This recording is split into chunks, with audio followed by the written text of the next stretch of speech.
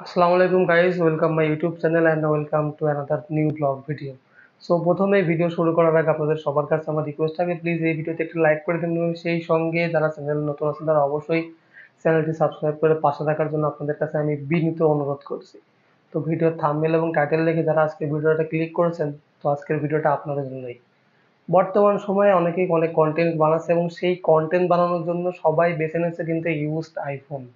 তো ইউজড আইফোনে যারা কিনছেন তাদের নিয়ে আজকে আমি আমার ব্যক্তিগত ওপিনিয়ন থেকে কিছু কথা বলবো। আশা করি আপনাদের সবার কাজে লাগবে। দেখেন, আজ থেকে প্রায় 7 বছর আগে আইফোন এক্সএস নামে একটি ফোন লঞ্চ করা হয়েছিল। সেই সময় কিন্তু এই আইফোন এক্সএস এর ক্যামেরার যে রেজুলেশন ছিল, যে ভিডিও কোয়ালিটি ছিল, সেটা কিন্তু বেশ সাড়া ফেলেছিল।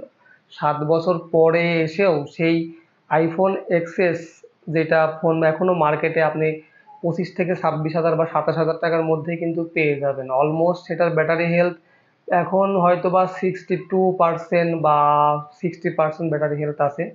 তো অনেকেই নতুন কন্টেন্ট ক্রিয়েশনে যারা আসছে, আমি বিশেষ করে দেখি যারা ফেসবুকে কাজ করে বা ইউটিউবে যারা নিয়মিত ভিডিও বানায়, তারা কিন্তু আইফোন এক্স এক্সটা ব্যবহার করছে।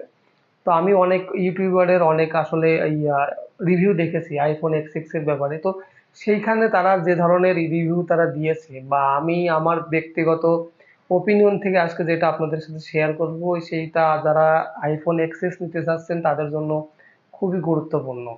একটা ফোন 7 বছর আগে রিলিজ হয়েছে, আইফোনের একটা ফোন এক্সএস। তো যেটার মডেল ছিল এক্সএস। আপনারা যদি এইটার পেছনে যদি দেখা যাচ্ছে 12 মেগাপিক্সেলের একটা ক্যামেরা ছিল, তো সেই ক্যামেরা যে রেজুলেশন, সেই ক্যামেরার রেজুলেশনের যে ভিডিও এখনকার প্রায় আইফোন 11 যেটা আছে বা আইফোন 12-এর সাথে যদি আপনি কম্পেয়ার করেন, এখনো কিন্তু আইফোন এক্সএস বেশ অনেকটাই এগিয়ে। আমি খুব কাছ থেকে দেখেছি। আর যদিও আমার ব্যক্তিগত আইফোন এক্সেস নেই, তবে আমি 7 দিনের জন্য এই আইফোন এক্সেসটা ইউজ করে দেখেছি। সেটার এখনো যেরকম পারফরমেন্স, যেটাকে আমরা বলি যে অ্যাপ ওপেন এবং ক্লোজের যে টাইম, সেটা বর্তমানে নতুন যে ধরনের অ্যান্ড্রয়েড ফোন যেগুলো আছে সেগুলোর থেকে ফার বেটার। আমি আবারও বলছি যে বর্তমানে যে নতুন অ্যান্ড্রয়েড ফোনগুলা যেগুলো মার্কেটে আপনার 25 হাজার 30 হাজার টাকা দিয়ে আমরা যেগুলো অ্যান্ড্রয়েড ফোন কিনছি, সেগুলোর থেকে কিন্তু far better iPhone XS.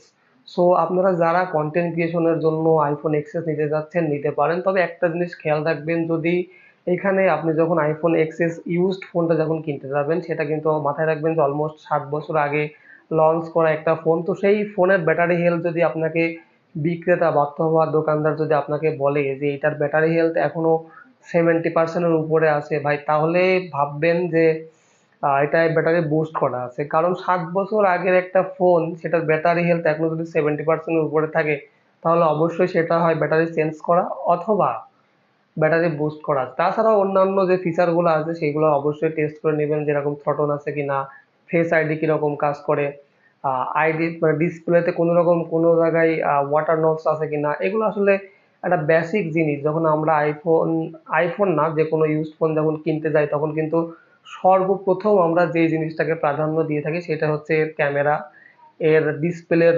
Quality, so এর ব্যাটারি ব্যাকআপ। সবকিছু মিলায়ে যদি আপনি যেইগুলা যদি বিশ্লেষণ করে নিতে পারেন, তাহলে আমার মনে হয় যে যারা এখন আইফোন এক্সএস কিনছেন তারা ঠকবেন না। আর যদি মনে করেন যে না, আমার ব্যাটারি ব্যাকআপ দিয়ে আহামরি কোনো দরকার নেই, আমি জাস্ট একটা ভিডিও মেকিং করবো এবং সেটা এডিট করবো, এটা ব্যাটারি ব্যাকআপ যদি আমাকে 2 থেকে আড়াই ঘন্টাও দেয়, তো এটা যদি আপনাদের কাছে গুড এনাফ মনে হয়, তাহলে আপনারা এখন আইফোন এক্সএস কিনতে পারেন। তবে বর্তমানে 26 হাজার টাকার বাজেটের একটু যদি বাজেট একটু বাড়ান, তাহলে হয়তো বা আপনি আইফোন 11টা পেতে পারেন। 11টা আর এখনো ব্যাটারি হেলথ প্রায় 80%-এর কাছাকাছি আছে। তো ব্যাটারি হেলথের কথা যদি চিন্তা করেন, তাহলে আমার মনে হয় যে আইফোন এক্সএস না নিয়ে আপনারা আইফোন 11টা নিতে পারেন। এবং যদি আইফোন 11 কেনার সামর্থ্য আপনাদের না থাকে, যদি আপনার চিন্তা থাকে যে না, আমাকে আইফোন এক্সএসই নিতে হবে, তাহলে আমি আপনাদের কাছে একটা গুড সাজেশন দিতে পারি। আমার ব্যক্তিগত ওপিনিয়ন যে কখনোই সেই আইফোন এক্স এক্স এর যে ব্যাটারিটা হবে, সেটা ব্যাটারি হেলথ 60-এর যদি উপরে, অর্থাৎ 60% যদি উপরে থাকে, তাহলে ভাই ওটা নিয়েন না। ওটা হয়তো ব্যাটারি চেঞ্জ করা, আর না হয় ব্যাটারি বুস্টেড করা। তো আমি অনেক অনলাইন শপের বা অনলাইনের মাধ্যমে অনেক শপের নাম দেখেছি বা অনেকের ভিডিও দেখি, যারা কিনা বড় বড় দাড়ি নিয়ে, মাথায় টুপি নিয়ে বিভিন্ন রকম বিজ্ঞাপন দিয়ে থাকে, বিভিন্ন রকম ভিডিও বানাচ্ছে। অনেক কাস্টমার তাদের কাছে যাচ্ছে এবং যারাই ফোন কিনছে হয়তোবা কিছু ফোন তাদের মধ্যে ভালো আসছে। বেশিরভাগ ফোনই কিন্তু ওই ব্যাটারি বুস্ট করা। এরকম একজন ইউজারের আমি রিভিউ দেখেছি যে ফোন কিনে নিয়ে আসছে iPhone 13 Pro Max কিনে নিয়ে আসছে। তার ২ দিন পরে কিন্তু ব্যাটারি হেলথ ২% ডাউন হয়ে গেছে। সো এরকম যেন না হয় আপনারা অবশ্যই একটা জিনিস মাথায় রাখবেন যে আপনি একটা ইউজড ফোন কিনছেন এবং সেটা প্রায় ৫ থেকে ৭ বছর আগে লঞ্চ করা হয়েছে। তো সেটার ব্যাটারি ব্যাকআপ কিভাবে ৮০% থাকবে? এটা যদি আপনি আপনার সুস্থ মস্তিষ্ক দিয়ে বিচার করেন তাহলে অবশ্যই আপনি ঠকবেন না। তো আমার আজকের ভিডিওটা বানানোর আ ইচ্ছা ছিল এই ধরনের যারা অনেকেই এই ফোনগুলা কিনে যারা অনেকেই প্রতারণার শিকার হচ্ছে, তাদেরকে একটু সতর্কতামূলক বা সতর্কতা করার জন্য আমার এই ভিডিওটা বানানো। তাছাড়া আমাকে এখানে কিন্তু কেউ স্পন্সর হিসেবে দেয়নি যে ভাই আপনি একটা iPhone XS এর ভিডিও বানিয়ে আসলে সেখান থেকে অর্জিত অর্থ ইনকাম করতে পারেন। সো এরকমটা কোনো বিষয় না। আমি জাস্ট আমার ব্যক্তিগত ওপিনিয়ন আপনাদের সাথে শেয়ার করলাম। বাকিটা আপনাদের ইচ্ছা। এখন অনেকেই দেখা যাচ্ছে যদি আপনাকে iPhone-ই কিনতে হবে, আপনার বাজেট যদি ৳২৬,০০০ র মধ্যে বা আশেপাশে হয়ে থাকে তাহলে iPhone XS নিতে পারেন। তবে সেটা নেয়ার আগে অবশ্যই ভালো করে যাচাই-বাছাই করে নেয়াটা উচিত। এবং আমি আরেকটা কথা বলতে চাই যে আমি খুব দ্রুত সময়ের মধ্যেই হয়তোবা একটা iPhone-এর যেকোনো মডেল নিতে পারি। কারণ আমারও ভিডিও করার জন্য একটা ভালো মানের ক্যামেরাওয়ালা ফোন দরকার। তো আমিও খুব দ্রুত সময়ের মধ্যেই একটা iPhone হয়তোবা নিতে পারি সেই চিন্তাভাবনা আমিও আছি। তো আমাকে যদি আপনারা কোনো সাজেশন দিতে চান, তাহলে অবশ্যই এই ভিডিওর কমেন্ট বক্সে iPhone ইউজড ফোন কিভাবে বা কি দেখে কিনবো সেটা আমাকে জানাতে পারেন। কারণ শেখার কোনো শেষ নেই। আমি নিজেও অনেক কিছু জানি না।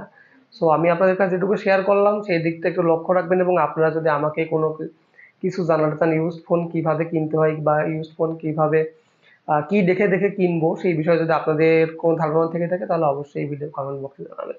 তো আজ এই পর্যন্তই ছিল। আমি রাজ এখানে বিদায় নিচ্ছি। দেখা হবে পরবর্তী কোনো ভিডিওতে। খুব দ্রুত সময়ের মধ্যে পরবর্তী ভিডিও আসবে ইনশাআল্লাহ। তো সেই ভিডিও দেখার আমন্ত্রণ জানিয়ে এখানেই বিদায় নিচ্ছি। সবাই ভালো থাকবেন, সুস্থ থাকবেন। আল্লাহ হাফেজ।